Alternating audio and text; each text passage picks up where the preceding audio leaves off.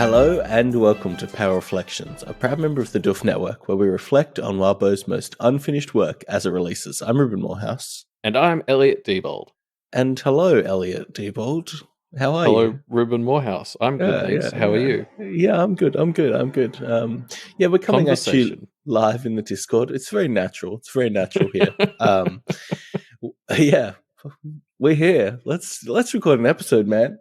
Yeah, we're here to talk about a Lucy chapter, which is very exciting. We were not delivered the promised Verona / Gillette chapter. It's funny because I feel like I really wanted it to be a Verona chapter because it was like that would do the 3-beat of all the stuff I was talking about, but then also the end of the last chapter really didn't give any impression that it was going to actually be a Verona or Juliet. So I was like, there was like some cognitive dissonance going on there, and I was just like, I was like so determined to see the 3-beat through, but like this is better, and I kind of like, I feel like the last chapter ended with Gillette being like trust, like blah blah. And in fact, the last time Marlborough was talking about that, it was like that was when we were getting told to shut up about Avery, like just it'll happen when it happens. And I guess maybe that was Wildbow telling us the Verona stuff is still a handful of chapters away. So that's exciting, I guess. Like I'm just like I'm kind of keen to watch Lucy and Avery go through some more bullshit before Verona swoops in at the last minute. Yeah. What is this Verona up to, huh? I keep trying to like it's so funny because I keep sort of sometimes sitting there and I'm like, okay, I'm sure we can piece this together from the clues. Yeah. So I try to take a step back and it's like, okay, well, we know it has something to do with Rook. So now I just need to figure out what Rook was doing the whole time. And then that's equally as unproductive as trying to figure out what Verona's doing because we never figured out what the fuck was up with Rook either. Yeah, it's interesting that you thought going into figuring out what Rook is doing would be helpful. Well, that's like the biggest clue we have. Yes. It's like, yeah, I don't like there's like so much spaghetti I could throw at the wall, but none of it feels good. Like, and you know, I think you see it all over like the subreddit and stuff. Like, I've seen other people pitching ideas we've talked about on here, like that there's a second fetch, and that isn't even really Gillette. There's another Gillette running. Or like, people are throwing spaghetti at the wall, and it's just like I just don't know. Yeah. Yeah. It's impossible to say, isn't it? I mean, like, yeah. At this point, I'm expecting to learn that she's just been in the meeting room for a while now. Like she just somehow broke into the closed door meeting in there. Yeah. Well, I mean, the ephemeral bird being, in a space where they're not meant to be, maybe is a hint towards that. Like coming in and out of, you know how the ephemeral bird. You know what I'm trying to say, Elliot? It came out of the cracks, right? So, like, yeah. Maybe so she got to do the whole opposite. journey. Yeah, I don't know. To do what? Just to watch, just to see what's going on in there, just to cheer on old Percy. My favorite theory is the one where Brooke's plan was actually to not really have a plan, and so Verona's actually she's just back in her domain, just like sorting books. She's like, that shit'll figure itself out. Her plan was just to kind of pretend that she was up to something and be like, "Oh, I'm Gillette, and then everyone's going to second guess themselves so much that she doesn't even need to do anything. Yeah, that would be fun.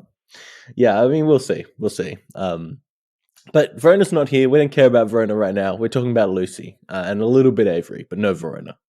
So yeah, Lucy and the gang are kind of negotiating with Miller. They eventually reluctantly agreed to let him go in exchange for info on how to stop a bunch of others attacking them. Yeah, this is a fun tone setter for this Lucy chapter of hollow victories, because letting someone like Miller go is so not like, this is not something Lucy would have been able to do 20 arcs ago, like she would not have been able to stomach this. Yeah, and she still barely can. Yeah. It doesn't feel good, but she's able to like see the bigger picture or something. Like, because Miller's absolutely going for like a Nazi scientist sort of deal here, right? Where it's like he doesn't care about humanity at all. Like, that's a big thing that the story makes very clear as we're going, is like he just doesn't care about like politics or whatever. Like he loves his fucking science, and everything he does is motivated by like what creates the best environment for me to do more science. and that's just like the opposite of Lucy. Like Lucy is a people first person, or like Lucy cares about the morality of everything that people do. Like that's like her whole thing, and Miller is just the antithesis of that. He's like, there's just morality. I don't have time for that. I need to do science. Yeah, he's a interesting character, isn't he? It's like everything. So it's everything about Verona that Lucy hates dialed up to 100. Yeah, for sure. That's actually a really good point. Yeah, like he's just. I think he's fun because he's almost designed from the ground up to just grate Lucy on every level. Like he even she gets really mad at him for waffling a bunch. And that's just like, again, that's the thing we know from Kenneth Found that annoys Lucy. Like Lucy's Lucy's a very down to business sort of person. She doesn't want to hear his life philosophy in response to simple questions. So it's just like, even on those small adjacent levels, he's just designed to fucking piss her off. Yeah. He's interesting, isn't he? Yeah, it is quite funny. My favorite part of this is when he's like, "Hey, maybe if there's some big kind of realignment thing happening in a few years, you'll reach out to me." And Lucy's just like, "Absolutely, you fucking not. What?" Yeah. And I think, but it is really fun, I guess, seeing these two go at it, because I was thinking a lot about something that we've talked on the podcast, and I think even the stories mentioned, is like the idea of how the Kenneteers map to like the different Kennets as pairs. So like I think I remember they made it canonical that like Verona and Avery overlap in Kennet Found, and when they're doing stuff together, it all tends to turn into like wacky games and like lost shit. Like that was when they were chasing down the Aurum and stuff. And Lucy and Avery are the duo that we're dealing with this week, and they're the Kennet above duo. Like they're very much the two who are kind of happy with the good aspects of Kennet above. And I feel like that's really the big through line in this chapter, is we're watching these two kind of be the ambassadors for the good sides of Kennet above, or just like standard society, or whatever you want to call it, and like dealing with various problems through that. And like this first one is Miller. Like, are you willing to give him a Nazi scientist deal? Are we willing to let this guy who's done horrible things go for greater stability, is essentially what they're being asked. And the answer that they come up with is yes, which I think is a fun mirroring of the conversation they're going to have with the people from London later in the chapter. Well, yeah, I think it's, you know, I'm not a historian, but the Nazi scientist deal was, you know, we'll kind of forgive some of your crimes if you come and help us work on the bomb, right? Like, yeah.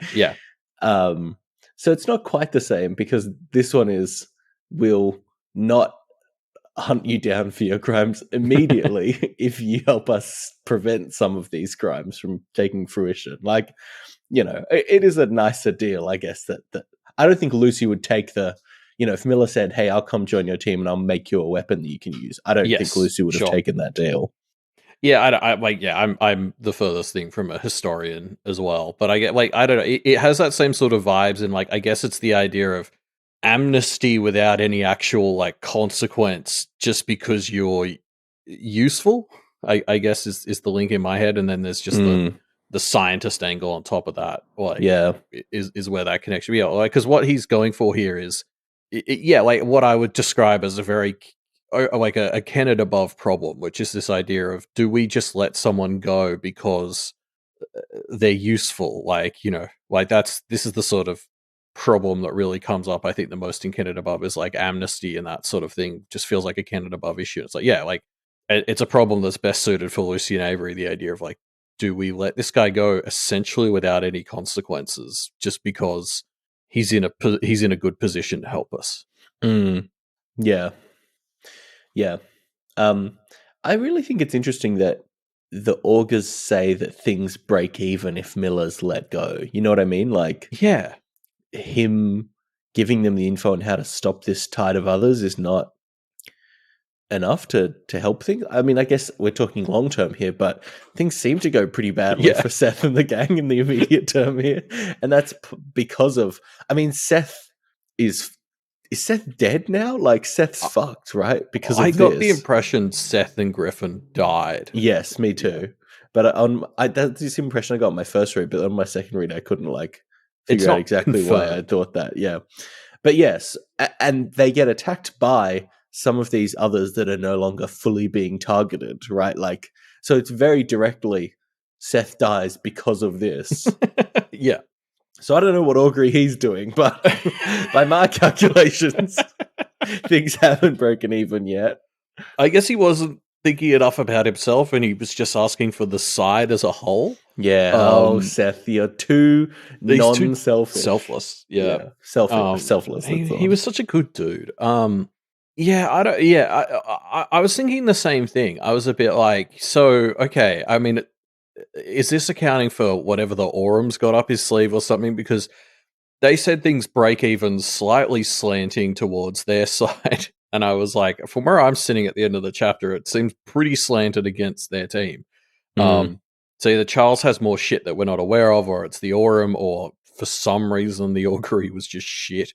I did I did also wonder, like, how did Griffin, sorry, Miller, I always get those two mixed up. How did Miller even go about asking Seth this? Like, how do you, like, hey, Seth, like, hypothetically, if I was to go surrender and tell the Kenneteers everything and help them, how would that go? Like, JK, unless, how do you ask Seth that? Yeah. Just hypothetically, Seth. Yeah, It would be a tough conversation to have. like I can't concoct the scenario where he was able to ask this hypothetical in a way that didn't have Seth just like shoot him or something, like yeah. Yeah. In chat, Zizard is saying because Miller didn't get the exact deal that he wanted, maybe the augury was not correct. Oh, that's fun. Maybe. I don't know. That's some like butterfly effect bullshit right there, where it's like because they slightly changed the terms of things. Anyway, I don't know. I mean, it's augury, so like butterfly effect bullshit is definitely within the realm of possibility. Yeah. But anyway, here's another moment in that conversation with Miller. He's talking and he says, depending on how the Carmine situation resolves, I'll head overseas, or he'll have thoroughly won and I can reside here. And then Avery has kind of a, I'm starting to realize something expression pop up, right? Yeah, but then it's gone by the end of the sentence. It's a weird moment that feels important, but I don't know why. Yeah, it's an interesting one. Feels like Avery is getting an idea. My ultra mega tinfoil interpretation of this is, I think up until this point, Miller is talking a lot about like our side and how things will work for our team. And then this is, I think, the first point where he mentions the Carmine situation resolving.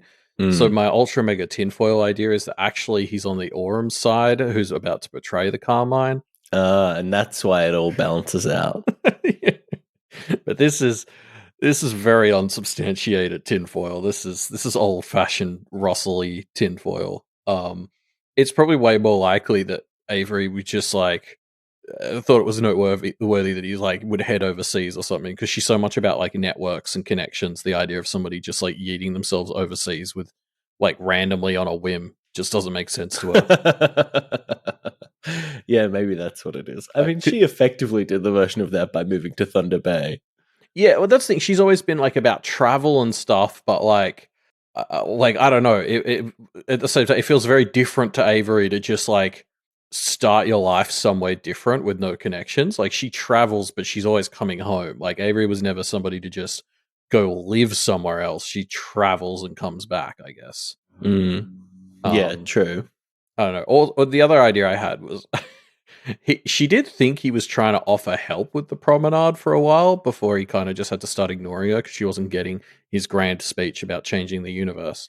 And part of me was like, maybe she actually wanted that help, but she's a bit bummed that he's like, oh, I'll just head overseas. She was like, oh wait, no, we were gonna get you for the promenade. Yeah, maybe. I mean, I don't know. I doubt it, but you never know. I mean, sorry, I would love to see Miller team up with Verona for some stuff. Like, I think Yeah. Verona is exactly the kind of person who should be supervising the Millers of the world, because Yes. Yes. she shares his obsession with the science, but she also has that shred of not a complete piece of shit in her that will keep like the ethics of their projects mostly contained. Mm. Mm. Yeah. So Yeah. he Mostly. should be working for Verona. Yeah. um, but yeah, so the crew are running around the battlefield more, and they kind of start to get into it again with Seth and the child army. Yeah, and I love the bit with Mrs. Flowers here. Like, as they're about to get into it, Mrs. Flowers is like, "Hey, Lucy, is it always this bad for you? Like, how is your mom coping with Mm. this?" And Lucy's like, Mm. um, and it just like I don't know. I feel like I'm maybe sounding like a broken record on this, but I'm just so keen for this Jasmine stuff to reach ahead. Like, it feels like Lucy's been hearing from more and more different angles, people kind of making Jasmine's point for her, and Lucy's like still doing her best to ignore it, but I feel like it's probably sort of permeating through all these mental defenses she's put up. Like, it's getting harder and harder for Lucy to not take her mum's point pretty fucking seriously. Yeah, I mean, it's so clear more and more that Jasmine is 100% correct. I think what's really fun is, I think, based on the way he's talking this chapter, I think Grandfather's about ready to take her side too, which would be really fun. Like, Mm. we've obviously got this hour and a half at the end of this chapter, and I can genuinely see a thing in this pause while we wait for the meeting to end, of like Jasmine coming up and being like, "Nah, you're done. Like, no more fights for you," Mm. and Grandfather taking her side. Mm. Yeah. Yeah.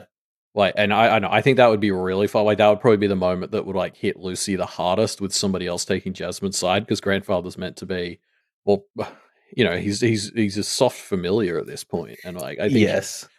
like, your dog of war pseudo familiar telling you to chill the fuck out and stop fighting. Like, you can't ignore that. Yeah, I wonder if that'll. I mean, I kind of feel like Lucy's of the mindset of like, yeah, it'd be nice if we didn't have to do all this fighting.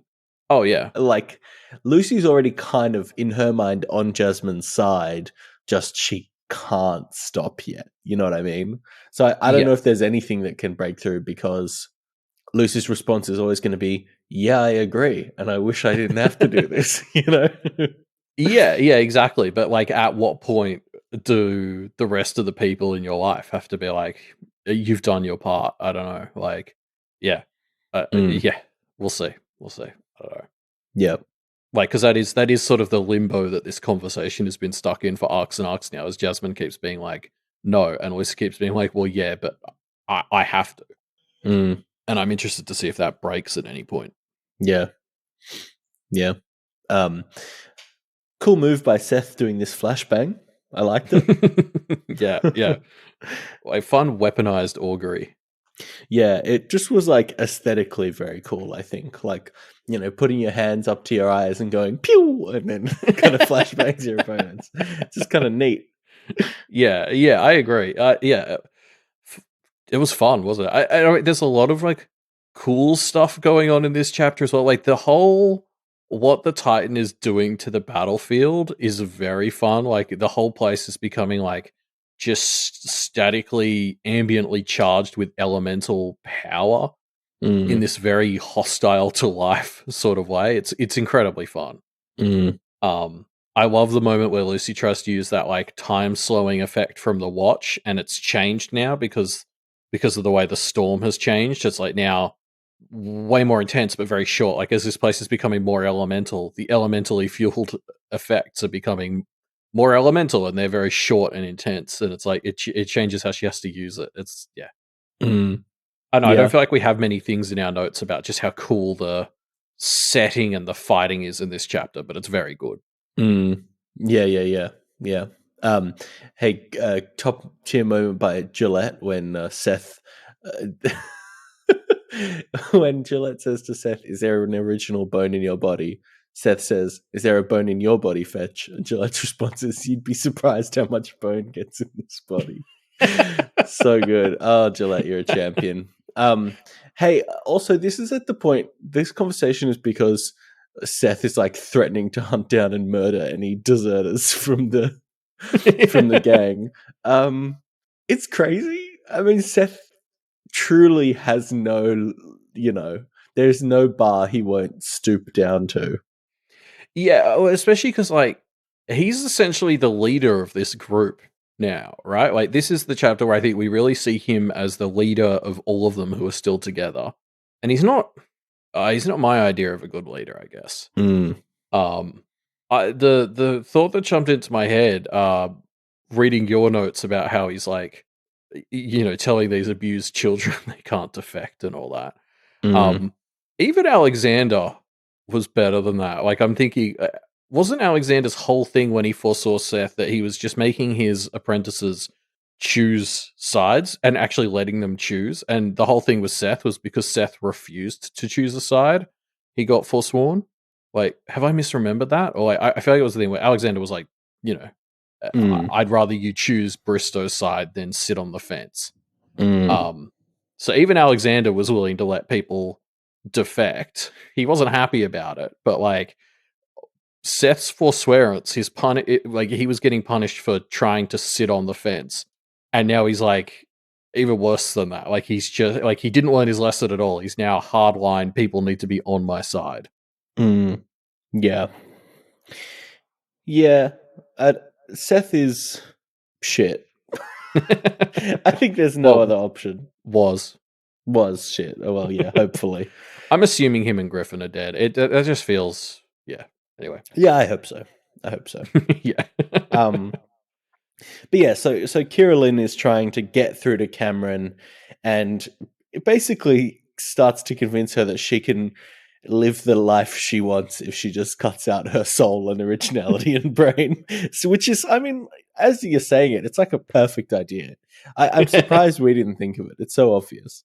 Oh yeah, I mean you can make yourself the perfect I mean, yeah, this is Not just the Kira perfect Lynn person, the perfect girlfriend to Seth, yeah. which should be everyone's aspiration in life. I love the logic of oh, he looks at other women. Well, we can make it so that you love that. And I'm just Yeah, like, great. or if we're talking monogamous relationships, you could just make it so that he doesn't do that. Mm-hmm. Yet Carolyn has just rapidly shot up to become my favorite villain. Like, one of the big things about Carolyn is she's so desperate to follow in Marisica's shoes. And I've got to say, she's succeeding for me because Marisica was my favorite villain, but now it's Carolyn. So, Yeah. mission accomplished. Yeah, Kira is so much fun. I'm so glad she's not dead at the end of this, but has a chance yeah. to continue to be psychotic. I can't. Yeah. Oh god. I'm so desperate to see more of her. She's gone. There's a point where Lucy phrases it as like a series of fucking double downs or something, and I like. Oh. And like she even Yeah. makes because there's a whole thing with cults, right? Where like they sort of brainwash you to think your life outside the cult was worse than it was. Mm. And I love that Kira Lynn took that energy and made it literal. Like she was just like, oh, what if I just made it so they literally thought they were being abused and like tortured and stuff in their old Yep. lives? Like, yeah, Great work. great other versism right there is like Kira Lynn's like, oh, I can make a thing literal and worser. Like that's how to succeed in this universe. I love her. Yeah, I really like the vibe of Kira, Cameron, and Teddy in this part of the chapter, right? Yes. Because they are effectively their own little set of Kenneteers here. But The like final three Negateers are very fun as a trio. yeah, and they're really like they feel like they're so close to crystallizing into a kind of shitty stasis where they kind of play off of each other. Like they've almost perfectly learned how to play off of each other, but in this really horrifying way. They're so toxic and dysfunctional. Like Yes. it's like you're right. It's sort of this teamwork and this understanding of each other, but they're prodding each other in the worst way. Like Yeah. I just because I remember the whole thing in Teddy's interlude at the start of this arc with like how he thought about Kira Lynn, and then in this chapter after he's transformed himself, Kira Lynn's like, "I like this new you," and I was like, "Oh, fucking don't!" Like you two are not allowed to vibe right now. This is disgusting. Yeah. Yeah. It's really fun. I really wish I don't know. Like, I really wish we'd be able to see what the world would have looked like if the Negateers had their chance to develop further past this. Yeah. Because, like, we've hit this point, and I'm like, I love this. I wish we could see more of it. I want to see the AU, fanfic of the Yes. Negateers where they go off and have 6 months more of adventuring by themselves. I was thinking the same thing, yeah. Well, especially because I think I talked last week about like how I'm enjoying thinking of this as their summer break. Mm. Um, and so I also wanted to see what would happen if the three of them kind of got away together and were recuperating after this. I don't think it's going to happen, but like Kira Lynn's hand just got fucked up, so she's basically going through a Verona summer break thing. Like we get to see her deal with that. Like there's so much fun stuff to do here with like them having their own version of Fallout as they've lost their own summer break, but in their own shit dysfunctional way. Like it's just, I hope this isn't a series wrap on them Mm. because they're so fun, Yeah. and Yeah. especially like it's worth pointing out. So Kira Lynn is really embracing what I think I used to talk about a lot with like what I thought of as Charles's core philosophy, which is this idea that everybody should be editing themselves to be better. Mm. Like we obviously know Marissa was into that too, and like Kira Lynn has just fully invested in that psychotic worldview, and I love her for that. But the way she pitches it to Cameron and Teddy, I was really seeing it's like, oh, this is why they're the Negateers, because like again, the Kenneteers grew into who they are, whereas the Negateers are very subtractive in how they're perfecting themselves. Like they Yes. hone themselves down, whereas the Kenneteers grow themselves out, and that's like Kira Lynn just has this amazing ability to take these metaphors and make them very literal in her just bonkers ideas, and she's great. Yeah. Yeah. Yeah. Yeah, and she actually likes Teddy. Like, she's so awful. She's so fun. She's great. Oh, what a great gang now. She's such a good villain. Yeah. But yes, so the Negatives think that they've bound Black, but actually it's Mrs. Flowers who throws a grenade, which kind of is the spark that lets them turn the tide and beat the Negateers, as Mrs. Flowers bails with Dell. Yeah, I guess like speaking of how this is the Kenneth above duo, I do love that they really use an innocent and it's the mum like this to really seal the deal. It's fun. And like this is just a whole captivating series of events, like the way Horseman gets taken apart and put back together and stuff. It's like this is a delightful mess at the end here. It's great. Yeah. Yeah. It's so chaotic, but very, very fun. Yeah, so so the Negatives are just like absolutely broken after this, right? Except maybe Teddy, I guess, who's very keen to still fight. But Cameron and Kira Lynn are just like completely donezo. Yeah, what I love about this win doesn't feel good. Like this is essentially the red heron or whatever we want to call them, the Negateers Yeah. and the Charlie's Angels. They're done now. Like for all intents and purposes, if Helen comes back, or I'm actually very suspicious that we're going to see Teddy again soon. But like as an institution, the Charles's red heron is now defeated. And it doesn't feel good. Like, No. stopping like Kira Lynn or after last chapter Cameron should feel good. These people are fucking shit, but like this chapter really puts a lot of work in the whole way through. Like with Lucy thinking about how these are just broken people, and this could have been her if she'd been given a different path. Like Lucy really spells out what is compelling about the Negateers, and like it all leads to this moment where like the Lucy and Avery win here, and it's the most hollow victory. I was like, this feels shit. Like it is just beating down a bunch of damaged kids, and like it doesn't feel good. And I love that energy for this victory here. Yeah. Yeah.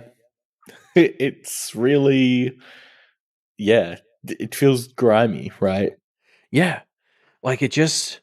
And that's like what it should. Like the thing about the Negateers is that they could have been Kenneteers, but they were led down a bad path, and that's what like beating them with that in mind. I don't know. It's good, and like this is that like good part of Kenneth above to me. Is this like this is what Lucy and Avery represent as like the Kenneths above parts of Kenneth above that are worth keeping. Is this idea of like like, I don't know, just being able to beat something and then just feel shit about how that had to go down and like how fixing things involves doing damage to them, I guess. Mm, It's compared to like Kennet Below, where I guess you're encouraged to just kind of go all out, or Kennet Found, which is just wouldn't actually attack it directly. mm, Um, yeah. yeah. But yeah, I am convinced we're going to see Teddy again. Just because maybe I'm just overly holding on to my idea that he will have a moment with Verona to resolve that 3-beat. But like in this chapter, he literally gets around like gainsaying and stuff by being not quite Teddy. Mm. And so he said he wouldn't do anything for 48 hours, but I was like, he If should he's not just, quite Teddy, yeah, he could yeah. be. he has a history in this chapter of getting around shit like that, and he's the one who's like let go and just to like he gets to hang out with the suffering squad. Mm, So I've got my fingers crossed that we're not done with Teddy yet. mm, yeah. Yeah. We'll see, I guess. Yeah. Oh, sorry. Also, before we move on from this section, Avery is now getting Goblin Gunk check marks. Yeah. So that's fun. I don't like. Part of me is like, still. So, what's the difference between a Goblin Gunk check mark and a Summer Above check mark, or even a Winter check mark? Like, I wonder if she has a system for what each check mark means. That would be fun to learn more about. Yeah. Probably just feels slimy and oily is the difference. Anyway, so yeah. The international community pay a visit to the Kenneteers, who agree that they'll fight for stability. Yeah, and this is definitely the big part of the chapter where I was like, okay, yeah, this is definitely like we're doing Kennet above duo stuff here today, because we get a visit from the embodiment of the global Kennet above image of society. Yeah. So this is the worst, right? Like the international community practitioners, they're just so like entrenched in their ways. Like they don't care at all that Charles is planning to betray them. And it leads to this really frustrating conversation where Lucy's like, yeah, we'll fight for stability and won't betray you. Charles is going to betray you. And they're just like, oh, we don't care. And it's just like, why are you even bothering? Like, why are you even bothering to deal with Charles? I guess he's doing a bit of cleanup in the area, but like, fuck. It's just so frustrating. Yeah, like, because it's like the whole point, my understanding of the whole point was they were just like, Charles, just please sort the shit out there. We're sick of hearing about this dump. Like, this is the middle of nowhere, Canada. The rest of the world doesn't care. Shut up. Like, keep your dump under control. Yeah. Shout out to our listeners in Ottawa, I guess. But no, Ontario. Yes. Whatever. Point is, nobody cares about you. Did you know one of the territories in Canada is just called the Northwestern Territories? I mean, come on. Hey, Lazy naming. As opposed to here in Australia, where we've got Western Australia, which is next to South Australia, and the Northern Territory. Yeah. Penny and I have been learning. We originally were learning the states of the US, but now we're doing Mexican states and Canadian states and territories. So just kind of spreading out North America, I guess. That's fun. But yeah, sorry, but so yeah, like I it's just funny because the international community. I thought the whole thing with Charles is they're like, we don't want to have to think about this again. So they must be kind of pissed at Charles that it's like they had to come here again. Oh yeah, for sure. And I do feel like Lucy's idea was great because she's just like, hey, 10 years, you don't have to give us anything, just like 10 years, and then you get the stability either way, right? Like you have plans for Charles, and now you have plans for us, so you can fuck off. And I'm pretty sure that must be the reason it kind of works, is because they're just like, yeah, like whatever, we're sick of talking about this place. Yeah, but like the fact that Charles is not able to take control of this region surely should be an indicator that they're not backing the right horse. Yeah. I mean, but that does feel like the sort of thing that happens in the real world, where like they probably just didn't really think that through. They're like, yeah, we'll give money to the Carmine and he'll just sort it out for us. That's his job. They did some augury. They're like, oh, he's going to try and scan the deal, but we can get around that. And I fully believe in their ability to do so. Like, because Charles is like, even if they figure it out, they won't be able to beat the Crucible. And they're like, we figured out the Crucible and we'll have time to beat it. And I'm like, I'm much more inclined to believe them. But yeah, I guess they just assumed if they gave him power, he would be able to do it, like to manage it. I don't know. Yeah. It does prove that he was the wrong horse to bet in. I agree with you. Yep. Also, we get like a fun Wondercand mention, which like I love for like setting up how big Wondercand is. Some German dude is just like, yeah, Milton says hi. Yeah. Yeah. And yeah, so we've got kind of a 10-year deadline for this as well. Like, I don't know if that's sort of the pyre-ish direction we're heading in. Like, something about a 10-year deadline just screams pyre to me, but I don't know. That's why, like, this story isn't even over yet, and I'm already building this list of stuff I expect to see in pyre. Yeah. Poor Bobo's never going to get sleep. Yeah. Yeah. That's as long as we keep getting more stories. But yeah, that's the end of the chapter, huh? The Negateers are defeated. Well, it seems like for now, Charles's side is toast. We maybe have the Aurum still to deal with, but the Kims are technically under wrap. Like, I don't think any of these sides are like fully out and out because I'm still convinced the Kims can pull bullshit. Yeah, but like the setup at the end of this chapter definitely seems to imply that we now have 90 minutes on the Kenneteers side to recharge. Now, have you committed some kind of heinous crime, Elliot? No, I just live 2 blocks away from the ambulance depot here. So I see. Okay. Yeah. But yeah, I don't know, man. Like, we've got to be. Charles is about to come out of that room, right? I can't imagine what else is about to happen. I mean, yeah, maybe the Kims aren't fully out, but pretty much done. Yeah, I don't know. There's like 100. I've actually been building a list of like stuff that I still think this story will maybe try and address. And it's a pretty big list, so I'm just like, I can't see how, like, because quite a few of them could be like epilogisms or whatever, but I'm like, I don't know. I'm still just looking at this list, and I'm like, I don't see how we're that close to an ending. Like, the Jasmine stuff is a big one. I'm like, I can't imagine this story ending without having a big moment between Lucy and Jasmine. So part of me is like, well, that has to happen sometime around Charles coming out of the room, right? Like, yeah, I don't know. True. Maybe we'll get a chapter next. This week's chapter will be the take a break. Like, we're prepping for the final thing. Get all your affairs in order, kind of chapter. That's the vibe I have. Yeah. But there's tons of other, like, just, I don't know, like little ones. Like, part of me is like, do we expect the witch hunters to show up? They were about the only group in Ontario that hasn't made an appearance. What do we do about the lordships? Because remember, we can't undo all the lordships that were made. So what do we do with that? Like, I don't know. There's just like a lot of things that I'm kind of like little threads that will need to be wrapped up or maybe addressed. Like, I don't know. Yeah.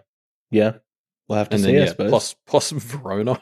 Verona at this point is a thread that needs to be resolved at some point. Yeah, true. Like, yeah, does her shit happen before or after Charles comes out of the room? Who fucking knows? Yeah. Anyway. Or is she already in there? When Charles comes out, it's going to actually be Verona the whole time. Imagine that. That would be a twist. Oh, okay. No, here's some tinfoil for you. So, sorry, did Kira Lynn lose one or both of her hands? I was a bit confused about that. Yeah, both, I think. Both. So, okay, I'm just saying you stick her on the paths, you do some time travel shenanigan.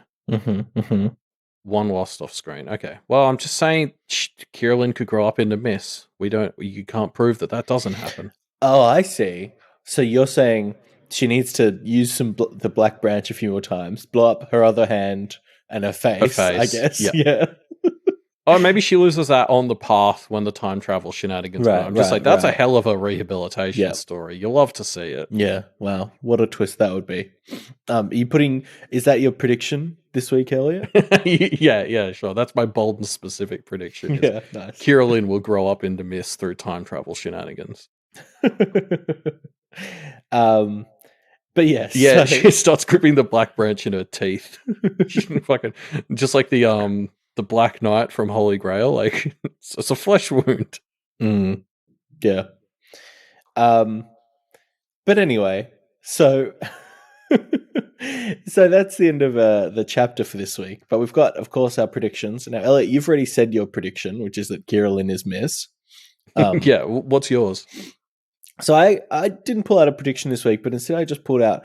As I was reading through the Reddit thread for this chapter, I found I was really enjoying this discussion.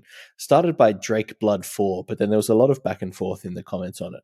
Basically about Lucy and the Dogs of War and whether they were, because of how messy the victory felt. A conversation about whether it was possible for there even to be a clean victory here when it's such a, well, there were two different points being talked about. One, it's such a important battle that people are so passionate about that there was never just going to be a clean having your enemy stand down type victory, especially not when Lucy's not willing to just straight up murder fools.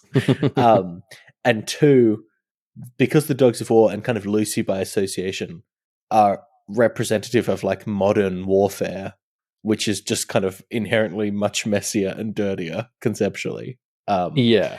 Is it even possible? It was just a really fun, like, back and forth convo. Plus, there was a great description of Anthem as a gentleman adventurer, which I thought was very funny. I do get the impression that Anthem's adventures to go get more relics for his collection do feel like, I don't know, fucking Mission Impossible meets Indiana Jones.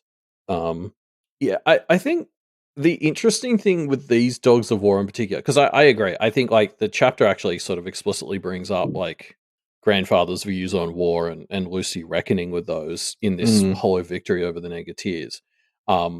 But what's really fun with these Dogs of War in particular is when they were brought back to life by the other three judges, weren't they made like less war dependent? Like standard Dogs of War kind of have to keep doing war. It's not really a choice, and it's like a drive that they have. And I remember the Aurum or the Alabaster saying they were going to make John's mates without that. So that like that's almost the really interesting thing is like with grandfather's perspective on war and all that, like it's worth remembering these aren't just like vanilla Dogs of War. I think some of the ones like Midas are, and like he was the one begging to shoot Kirill in. But people like grandfather and their views of war, that's coming from a Dog of War who has been rounded out to have other forces empowering them, and like that is the sort of thing that Lucy's aspiring to. Like we've seen the Hennigers who are basically trying to turn themselves into Dogs of War and making themselves all about war, whereas like Lucy and her Dogs of War are more rounded in this really interesting way. And I think that like is a really important thing to consider when they talk about how gritty and shitty war is. It's because they have a part of them that has a choice to engage with this. Yeah. I like it. I also did pull out a comment from the Reddit thread as well, by Sleepy at Dawn, who points out that the ghoul, the last time we see Seth, this ghoul is attacking him and it has 8 arms, and people were just commenting on how much these Bellinger boys love people with 8 arms. That's a very specific pull. I like it. Yeah, I completely missed that, but I'm like, oh, that's a detail Wildbow threw in there 100% on purpose. That's a great little beat. I do love that. Yeah. It's good stuff. Great call. Yeah. So, folks, if you want to leave predictions, as you might want to predict, who is Kira Lynn going to turn into, or what's Verona up to, you can find a link to our Pale Predictor form in the show notes down below. Yeah. Now, we had a discussion question this week, Elliot, but we kind of got by Wildbow. Our discussion question was, will any more Negateers or Negateachers defect, and who will stay loyal until the end?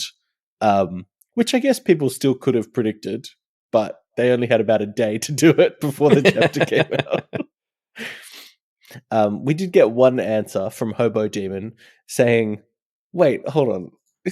Was this left after the thing? Yes. Okay, Yeah. good. Yeah, so we effectively got no real discussion question answers, but Hobo Demon did a pretty funny joke about saying Kirylyn's not going to have a change of heart, though she could certainly use a helping hand or two. So very well done, Hobo Demon. But yeah, and sometimes, hey, sometimes Wildbow just gets you. Yeah. Yeah, no. A discussion question that was shot in the foot by Black Branch before it could get started. Yeah. So instead, we thought we might give people the opportunity to say we thought we'd ask people, what does rehabilitation look like for the main three Negateers?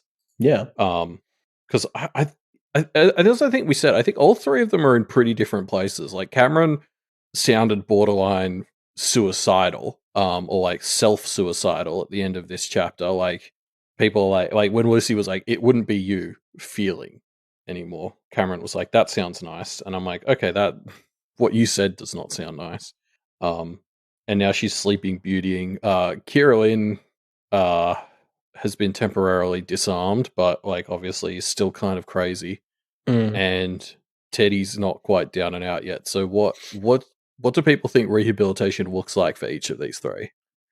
Yeah, it's an interesting question. I'm really eager to see if anyone thinks that there's a path to, being back on the good team for any of these three. Yeah. Yeah. Yeah, It's gonna be an interesting journey for each of the three of them. I'm curious if people have ideas about what that looks like. Ideally, do you think one of them is closest to that? I mean, to me, it feels like Cameron is maybe the one who. Yeah, exactly.